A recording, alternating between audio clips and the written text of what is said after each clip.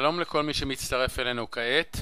שמי אברהם קוגל מאתר פרופיט ריידר, ואנו נעביר פה הדרכה איך להשתמש באתר פרופיט ריידר כדי לקחת שליטה על כספי ההשקעות שלך ושלך, ועם אפשרות לבצע השקעות באופן עצמאי מהבית או המשרד. אין צורך בידע קודם בשוק ההון. אז קודם כמה מילים לגבי פרופיט ריידר. אתר פרופיט ריידר נותן פתרון כולל וליווי צמוד להחלטות השקעה בשוק ההון בארץ ובארצות הברית, מהצד הראשון עד הצד האחרון, תוך שימוש בכלי השקעה כגון מניות, תעודות סל, אג"ח וקרנות נאמנות. כל זאת על ידי הצלבת שיטות ניתוח שונות בשוק ההון שעמדו במבחן הזמן. האתר בנוי לתת שני דברים עיקריים.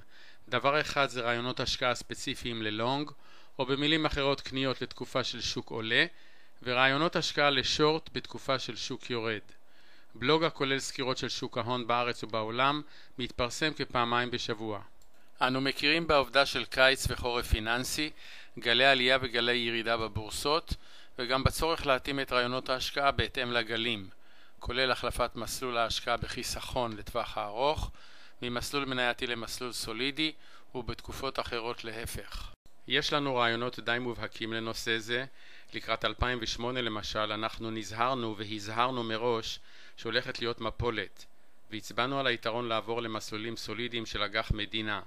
בדומה, בתחילת 2009 זיהינו הזדמנות לעבור שוב למסלולים מנייתיים, 20% או 30% או 50% בתוך תיקי החיסכון לטווח הארוך. התוצאות של רעיונות פרופיט ריידר התבטאו בתיקי ההשקעות שבפועל הובילו מאות מינויים שלנו להשקעות שורט בגל הירידה, מסוף 2007 עד מרץ 2009 באמצעות מניות ותעודות סל בישראל והרהב, ומאפריל 2009 ואילך עד למאי 2011 הרעיונות היו רעיונות לונג, כלומר קנייה של מניות ותעודות סל. נר לרגלינו היא תחלופת המגמות בשווקים, ואנחנו יודעים שכל כמה שנים יש שווקים עולים ושווקים יורדים, ואנחנו מנסים לרכב על שני הצדדים בזהירות. ישנן תקופות שעלולות להיות תקופות של המתנה בין שינוי ממגמה קיימת לחדשה. אלה יכולות להיות תקופות של המתנה במזומן, ותקופות אלה לא מביאות רעיונות השקעה חדשים. שם רצוי לשקול לשבת על הגדר מחוץ לשוק עד להתבהרות, שבה כיוון השוק נעשה מובהק יותר. אז יכולים להצטרף למגמה. אנו עוברים לדפי האתר. בתוך המסגרת הירוקה אנו תמיד רואים את תאריך העדכון האחרון, בדרך כלל בתחילת השבוע ולפעמים במהלך השבוע. במסגרת האדומה מעלה מזינים את שם המשתמש ואת הסיסמה הניתנת באופן אישי. לאחר שהנתונים הוזנו יש ללחוץ על החץ השמאלי משמאל לסיסמה ולהיכנס לאתר. כאן אנו רואים באיזו מגמה אנו נמצאים, במקרה הזה מגמה ראשית של עלייה, בישראל ובהרהב מגמה משנית של ירידה, סטטוס ההשקעה באור אדום או צהוב מבחינתנו כמשקיע, ואת רמות הסיכון בהחזקת מניות. בפינה מעלה אנו רואים שהאתר מזהה את שם המנוי, במקרה זה איתן רותם. אנו גוללים את הדף מטה. כאן רואים את רשימת העדכונים האחרונים. ניתן לראות מהו העדכון האחרון. בלוג שוק נושא במסגרת האדומה תאריך 23 למאי 2010, תאריך שגם ראינו אותו בדף הבית. וכך אנו יודעים שזהו העדכון האחרון, ויכולים לרדת לתפריט בתחתית הדף וללחוץ על לשונית בלוג שוק השלישית מצד שמאל, ובלחיצה להגיע לסקירה עצמה. בלוג שוק מופיע עם תאריך ולידו שעת העדכון לסקירה שבועית מפורטת, בדרך כלל של מספר עמודים, וכדי לפתוח אותה יש ללחוץ על הלינק לחצו כאן לפתיחת הקובץ.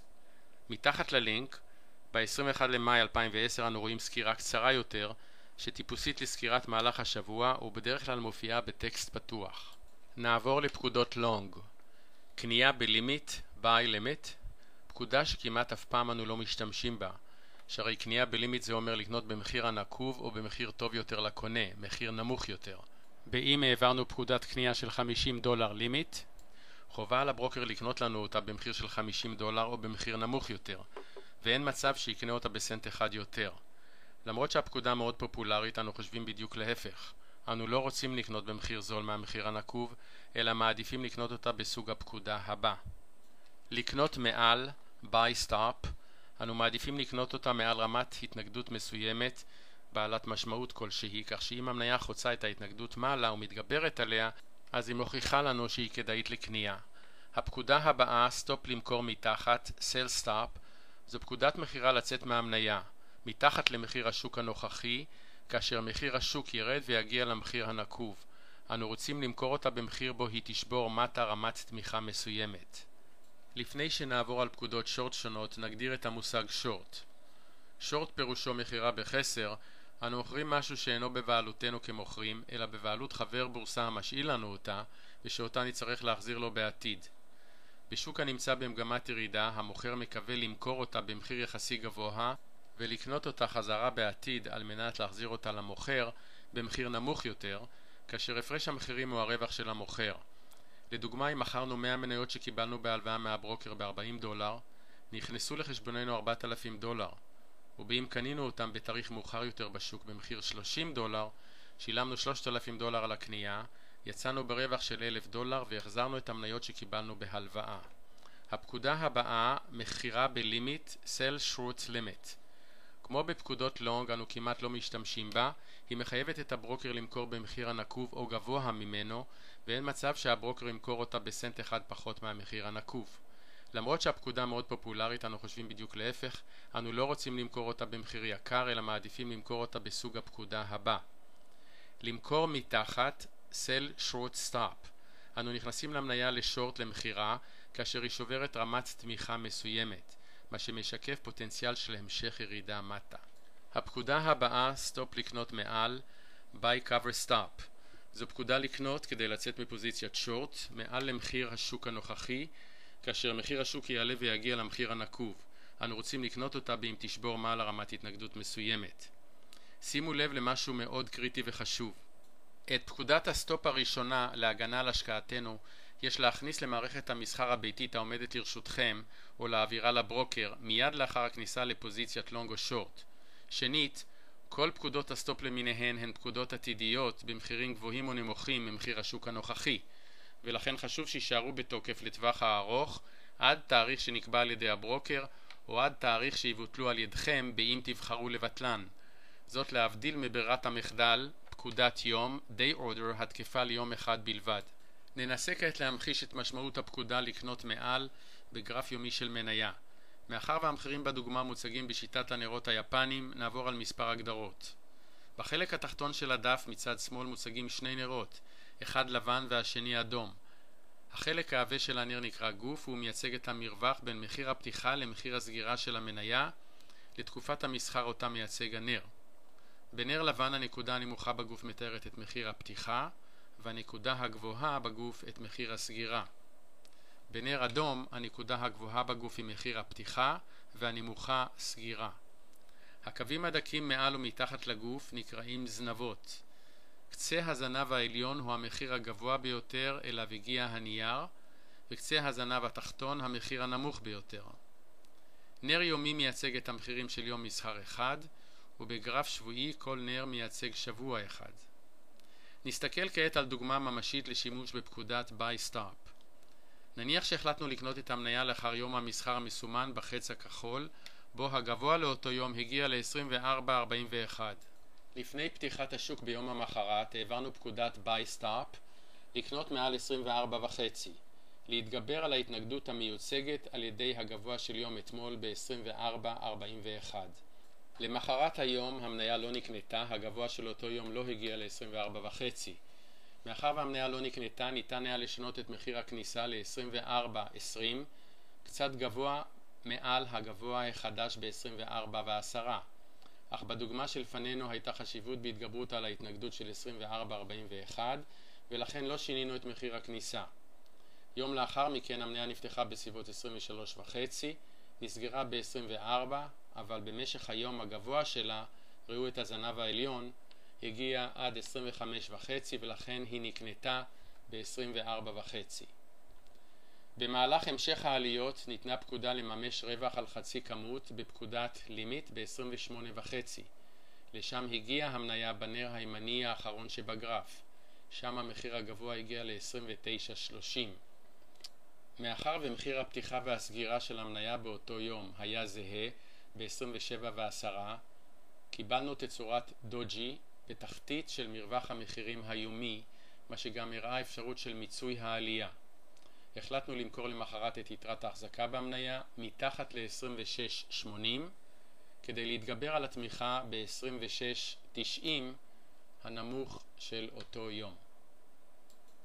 בדוגמה על שורט, לאחר יום המסחר המסומן בחץ כחול מטה, העברנו פקודת Sell Short Stop מתחת ל-25.11 כדי להתגבר על התמיכה במחיר הנמוך של 26.11. התמיכה אמנם נפרצה, אך רק לאחר 5 ימים, שם נמכרה המניה ב-25.11. נעבור כעת על דף הסיגנלים אליו מגיעים על ידי לחיצה לשונית סיגנלים. נתחיל עם טבלת הסיגנלים לונג. עמודות המידע כוללות סימול שמעניקות הבורסה לכל חברה נסחרת אצלן. המסחר בניירות ערך נעשה רק תחת הסימול. יש את שם הנייר, ענב אליו שייכת החברה, פעולה, לונג או שורט, מחיר כניסה לקנות מעל, מחיר יציאה, סטופ למכור מתחת. אחוז המרכיב המנייתי ניתן אך ורק כקו מנחה, שהרי הצרכים של כל משקיע שונים. לפעמים נוסיף הערכה של יעד המחיר, ורק לאחר שיצאנו מהפוזיציה יופיע בטבלה אחוז הרווח או ההפסד. בעמודה האחרונה אנחנו רואים לפעמים רעיון של לקיחת רווח על חצי מהכמות. כאשר מניה דוהרת למעלה, יש לשקול מחירת חצי מהכמות של הלונג ברווח במחיר הקרוב למחיר העכשווי, בגלל חוסר הוודאות במידה והיא תחזור מטה או לא תמשיך מעלה. בדוגמה של קרוקס היא זוהתה כרעיון השקעה ב-24/3/2010 בקנייה מעל 8.45. היעד שלה הוערך בסביבות $20 וכמות המניות לקנייה היה בסביבות 2% מסך הכל התיק המנייתי. עדכון הטבלה המקורית ב-27/3/2010 מראה שהמניה נקנתה בפועל ב-8.45 ומיד בוצעה פקודת הסטופ הראשונית למכור במידה והמניה יורדת מתחת $6.5 מתחת לאיזושהי רמת תמיכה.